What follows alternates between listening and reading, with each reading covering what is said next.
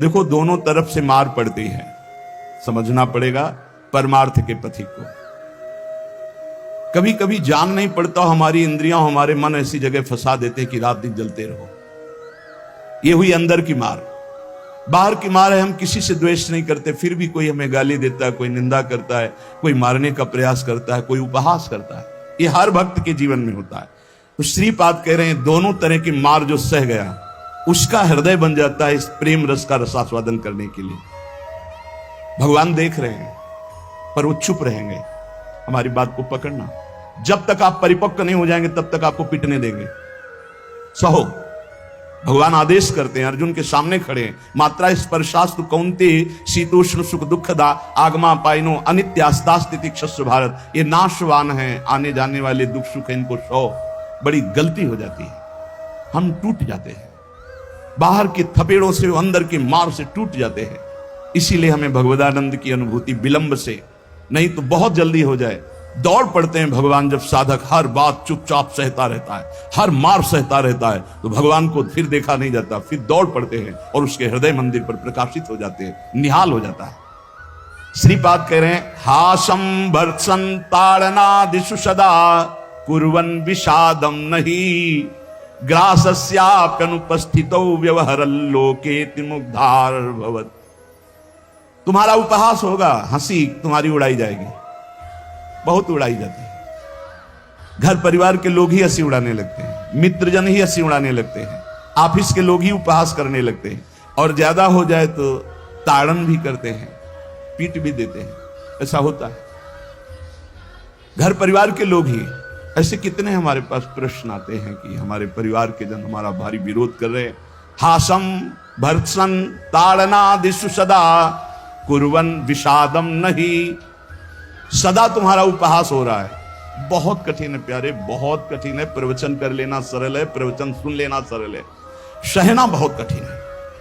जब बाहर से निंदा हो और अपमान का समय हो और अंदर से इंद्रियां और मन साथ ना दें, फिर सोचो उस उपासक की दशा क्या होगी। उसी समय सत्संग के वचन उसे बचाते हैं।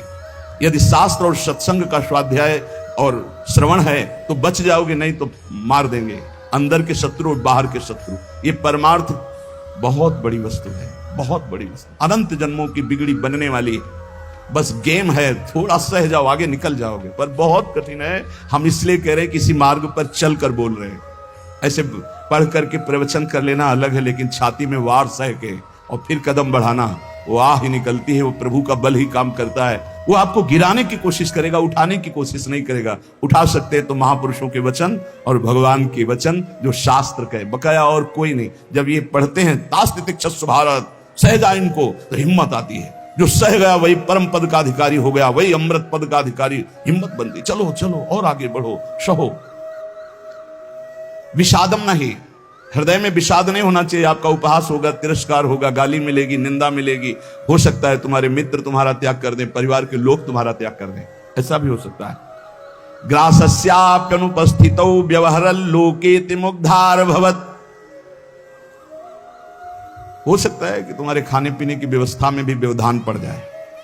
देख लो, तितिक्ष ब्राह्मण को बांध लिया, प्रसाद उसका छीन लिया, उसकी पिटाई की बहुत। एकादश स्कंद में क्या दोष था? केवल भगवान के भजन के लिए दृढ़ नियम लिया था, मौन रहूंगा, बोलूंगा नहीं, चाहे जितना सताया जाऊं, कभी भगवान के मार्गों को नहीं छोड़ूंगा। शुरू हो गया जीवन में उपद्रव उसके। कह रहे हो सकता है कि आपको ग्रास लाभ के लिए भी परेशानी आ जाए, जैसे सुदामा जी को। तुकाराम जी भी महाराज, अभी आगे चरित्र, तुकाराम जी भी महाराज कह रहे हैं अन्न के बिना परिवार त्रस्त हो गया, एक कवल खाने के लिए अन्न की व्यवस्था भी नहीं रही। लेकिन कभी विषाद नहीं हुआ।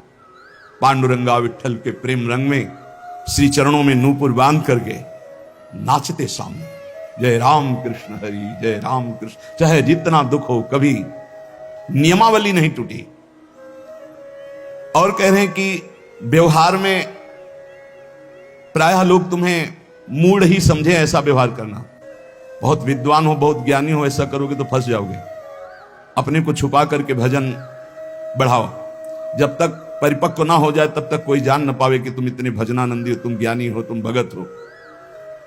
नैष्किंचन्य महाधनो निज गुणा न स्थापयन करहिचित सर्वाश्चिद वपुषो नमन प्रणयतः सेवस्य वृंदावने। अकिंचनों के परम धन श्री भगवान होते हैं।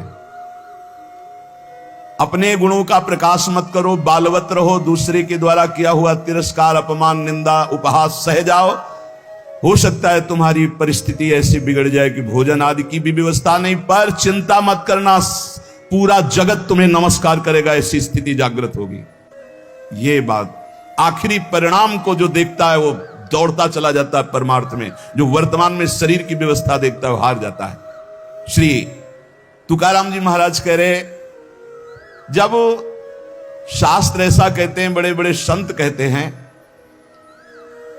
कि जीव ब्रह्म ही है, बहुत ध्यान से सुनना, बहुत बड़े महापुरुष के वचन हैं, बहुत माल मिल जाएगा परमार्थ में चलने के लिए, बहुत बहुत माला माल हो जाओगे अगर पकड़ लोगे। तुका मन राखो अंकुश अधीन, प्रतिदिन नवीन जागरण, एकांत में बैठ शुद्ध करो चित्त, सो सुख अनंत पार नाही, आय के ही में रहेंगे गोपाल, साधन सुफल घर बैठे भगवत प्राप्ति का उपाय। कह रहे हैं शास्त्रों में लिखा है, संतों ने कहा है, जीव ही ब्रह्म है, ब्रह्म ही शरीर भाव को प्राप्त होने के कारण जीव कहा गया। बिल्कुल अकाट्य शब्द है, इसमें कोई संशय नहीं।